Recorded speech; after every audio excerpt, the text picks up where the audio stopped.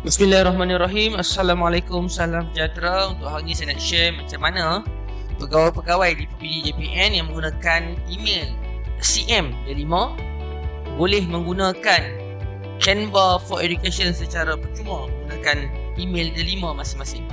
Yang pertama, kita login D5 seperti biasa. Okay, agree. Klik here to login. Kita pilih email D5 kita. Macam saya ni CM41. Okay, dia akan masuk paparan D5. Okay, paparan D5 PPD Barat Daya, dokumentasi PPD. Okay, jadi dekat bahagian sini kita pergi kepada aktiviti murid. Dia ada bahagian aktiviti murid. Di aktiviti murid ada Canva. Okay, kita klik Canva. Okay,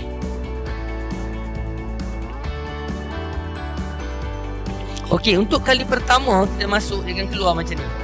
Jadi ini saya guna email account barulah supaya kita nampak. Inilah bila kita tekan continue, dan sekarang kita dah pun menggunakan Canva for Education ataupun Canva Pro. Lebih kurang samalah. Yang dia ada Canva AI. Okey, Canva AI dia kita boleh kod Canva code kita boleh guna. Mungkin ada yang tanya, dah kosong lah your design, dah kosong. Ya, betul, dah kosong sebab kita dah guna account yang baru. Jadi kalau kita nak dapatkan semula kita punya design yang lama tu, kita boleh klik pada paparan sebelah kiri bawah ni, dan kita boleh switch semula kepada account yang asal, ataupun pergi kepada Teams, pergi kepada personal. Macam ni pun memang personal pun kosong lagi. Okay.